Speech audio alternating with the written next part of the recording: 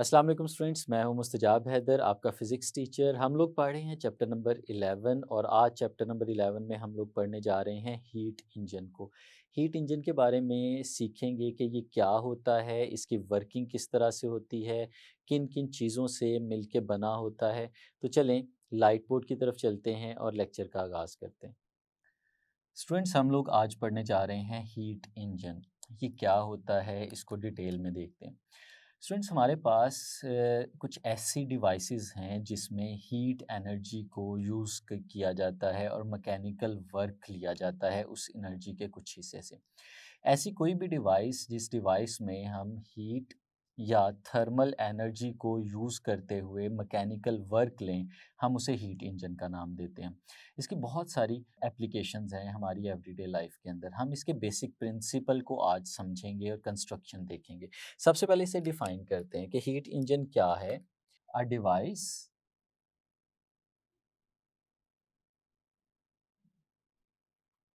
Which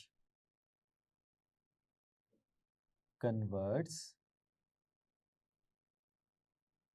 heat और thermal energy into mechanical mechanical work. ऐसी कोई भी डिवाइस जो हीट एनर्जी या थर्मल एनर्जी को मैकेनिकल वर्क के अंदर कन्वर्ट करे, ऐसी डिवाइस को स्टूडेंट्स हम लोग नाम देते हैं हीट इंजन का। नाम से भी हमें पता चलना चाहिए कि ये इंजन है और इसके अंदर जो हीट है वो बेसिक कंपोनेंट है। अब स्टूडेंट्स, इसकी एक बेसिक कंस्ट्रक्शन देख लेते हैं कि हीट इंजन के बेसिक कंपोनेंट्स क्या क्या होते हैं।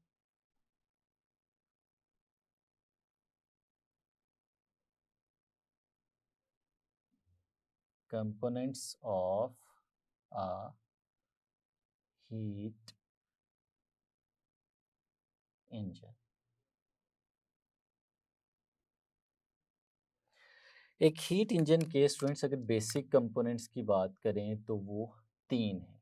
तीन चीज़ों से मिलके हमारे पास एक हीट इंजन बनता है। जो सबसे पहली चीज़ है स्टूडेंट्स हमारे पास, वो है एक हॉट बॉडी या हीट रेजरवायर। हीट रेजरवायर या हॉट बॉडी क्या होती है? जिसके पास एक्सेस अमाउंट ऑफ हीट होती है और वो हमें हीट प्रोवाइड कर सकती है। जो दूसरी चीज़ है स्टूडेंट्स हमारे पास, वो है वर्किंग सब्सटेंस।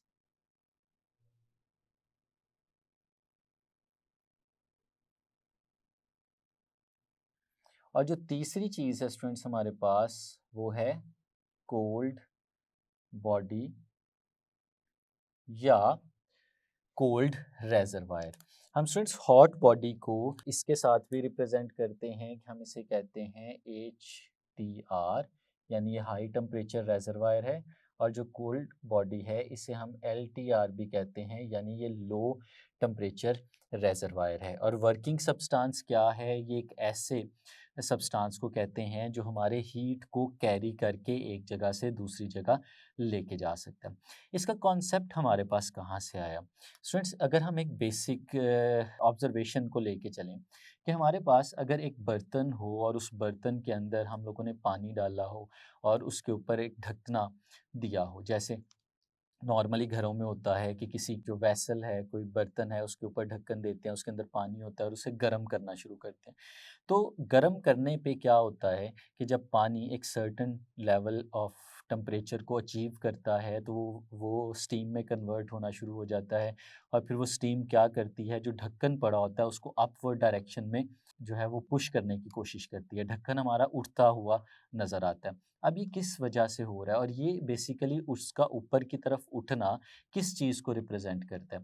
स्टूडेंट्स, ये रिप्रेजेंट करता है बेसिकली वर्क को। क्योंकि ढक्कन अगर हमारी बर्तन से ऊपर की तरफ उठ रहा है तो इसका मतलब है कि नीचे जो गैस या जो स्टीम मौजूद है वो उसे अपवर्ड डायरेक्शन में पुल कर रही है, और अपवर्ड डायरेक्शन में उसे लेके जाने के लिए उस पे फोर्स भी लग रही है, और अपवर्ड डायरेक्शन में जा रहा है तो डिस्प्लेसमेंट भी हो रहा है।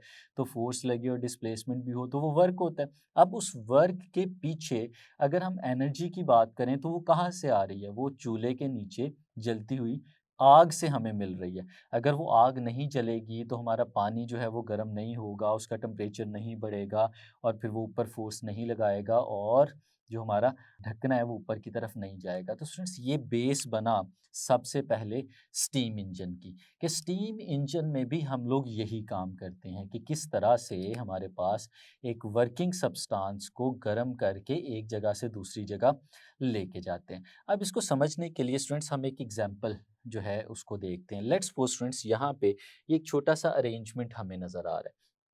इस अरेंजमेंट में हम लोग देखते हैं कि ये दो कंटेनर्स हैं और ये एक पाइप के थ्रू आपस में इंटरकनेक्टेड है।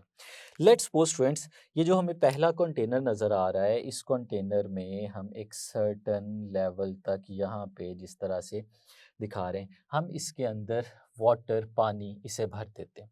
अब ये पानी जो है हमारे पास, आप इसे कंसीडर करें कि ये एक वर्किंग सब्सटेंस है। गैस और वाटर या लिक्विड कोई भी हम उसे वर्किंग सब्सटेंस के तौर पे यूज़ कर सकते हैं।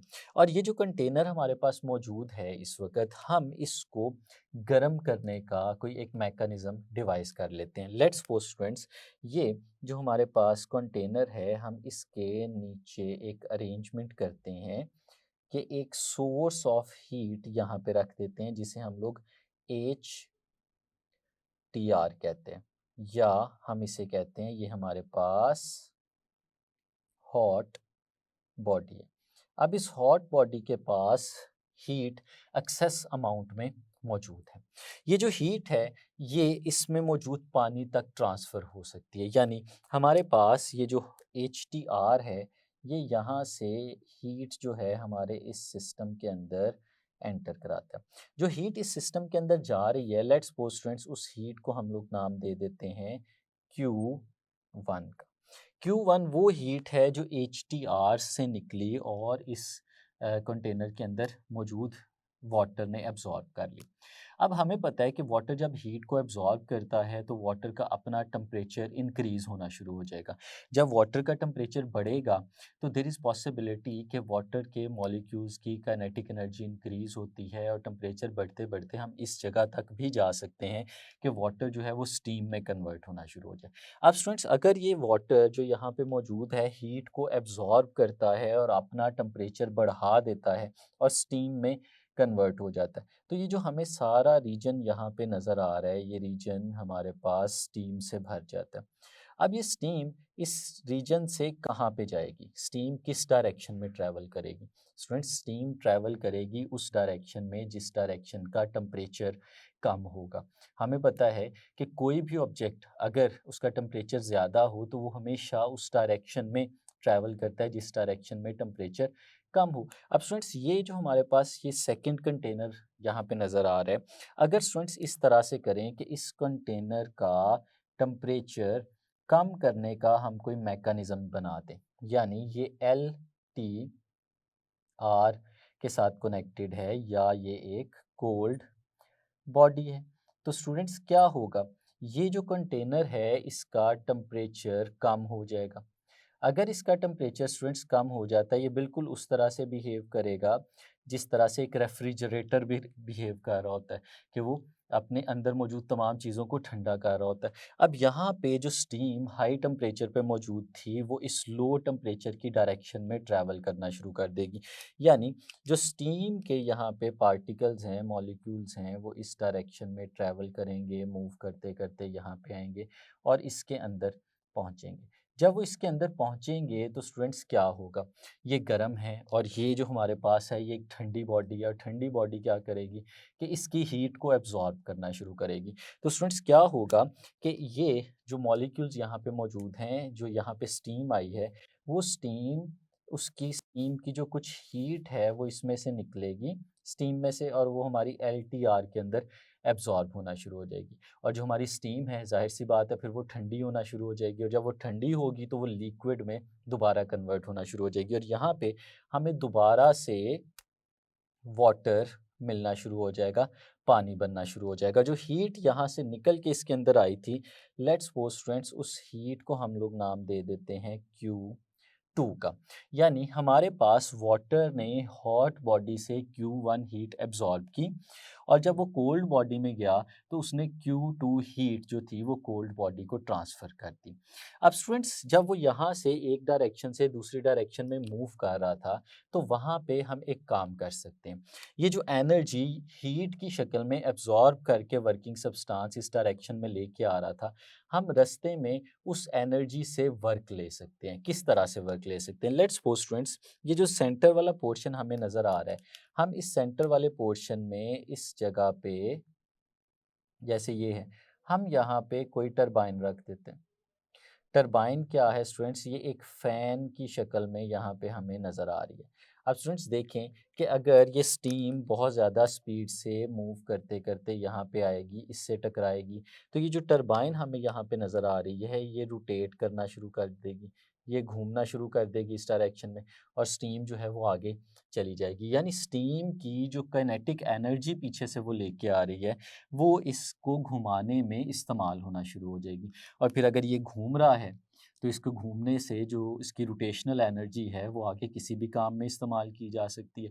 जैसे अगर हम लोग एग्जांपल लेते हैं अपने बेसिक स्टीम इंजन की, तो स्टीम इंजन में भी यही काम किया जा सकता है कि हम अगर स्टीम बनाएं इस तरह से और फिर उसके रास्ते में एक ऐसा मैकेनिज़्म लगा दें जिस मैकेनिज़्म से हम फ्लाई व्हील और पिस्टन्स को कनेक्ट करते हुए टायर तक ले जाएँ, तो वो टायर को घुमाना शुरू कर देगी जिस तरह से वो यहाँ पे पड़ी हुई एक टरबाइन को घुमा रही है। अब स्टूडेंट्स जब टरबाइन घूम रही है तो इसका मतलब है कि ये टरबाइन वर्क कर रही है, और वर्क ये टरबाइन किस वजह से कर रही है?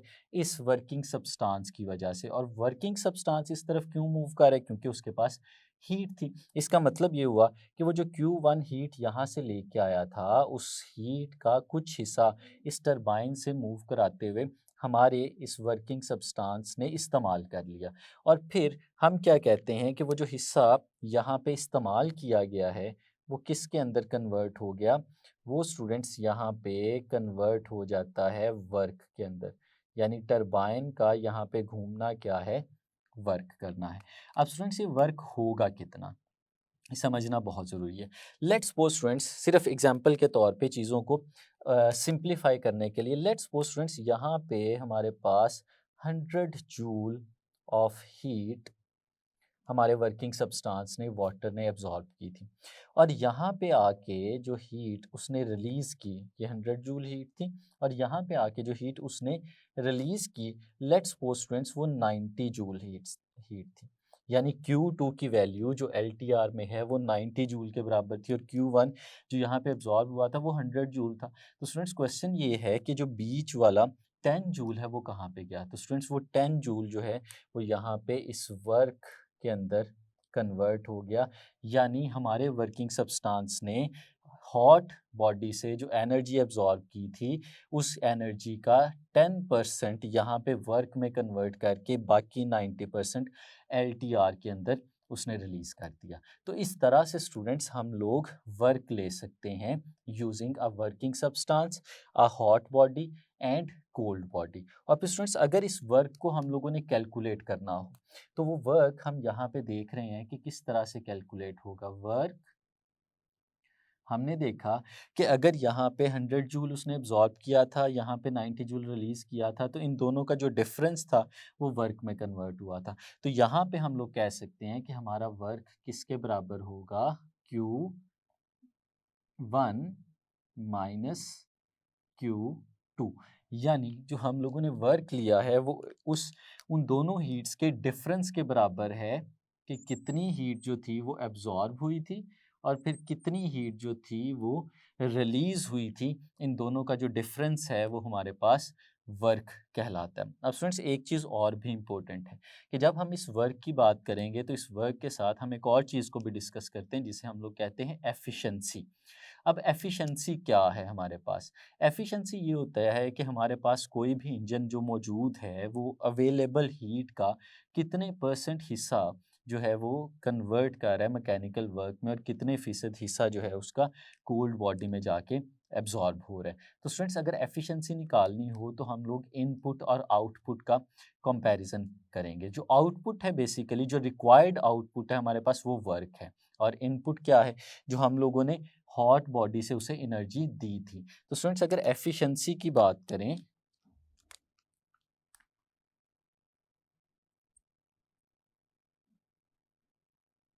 एफिशिएंसी की बात करें तो स्टूडेंट्स एफिशिएंसी को हम लोग कैसे कह सकते हैं कि आउटपुट वर्क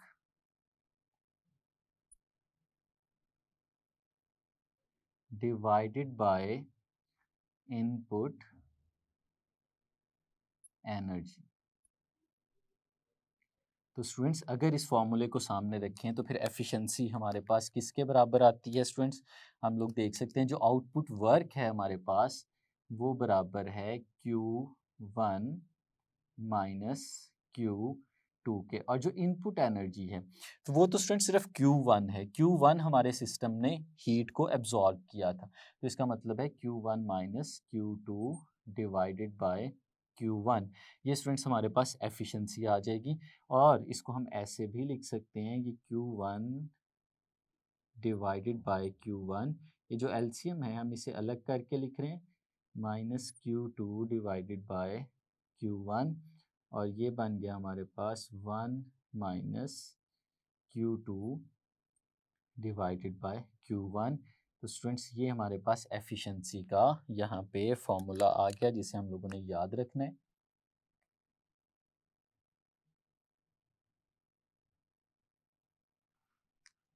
इसे हम हाईलाइट कर लेते हैं, ये एफिशिएंसी का फॉर्मूला है। लेकिन स्टूडेंट्स हमारे पास जो एफिशिएंसी है वो अक्सर परसेंटेज एफिशिएंसी की फॉर्म में भी पूछी जाती है।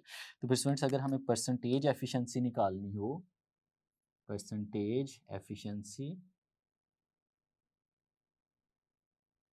तो हम इसी फॉर्मूले को जो हमारी एफिशिएंसी है इसे स्टूडेंट्स हम लोग मल्टीप्लाई कर देते हैं 100 के साथ, तो ये स्टूडेंट्स हमारे पास परसेंटेज एफिशिएंसी आ जाती है कि किसी भी हीट इंजन की।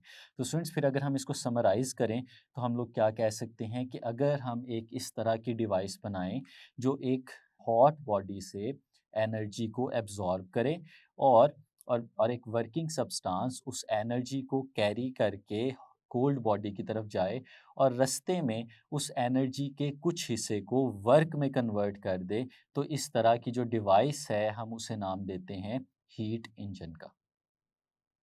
तो ये था स्टूडेंट्स हमारा आज का आर्टिकल जिसमें हम लोगों ने हीट इंजन की बेसिक्स को सीखा, इसके वर्किंग को देखा, इसके प्रिंसिपल को देखा। तो स्टूडेंट्स ये आपको बहुत अच्छे से आना चाहिए, क्योंकि आगे हम लोग बहुत इंपॉर्टेंट आर्टिकल्स पढ़ने जा रहे हैं जैसे कि कार्नो इंजन और कार्नो साइकिल, और वो सारे इंजन्स इसी तरह के हैं जिस तरह का हमारा ये बेसिक हीट इंजन होता है। तो उम्मीद है आपको अच्छे से समझ आया होगा। नेक्स्ट लेक्चर्स तक के लिए इजाज़त दीजिए। अल्लाह हाफिज़।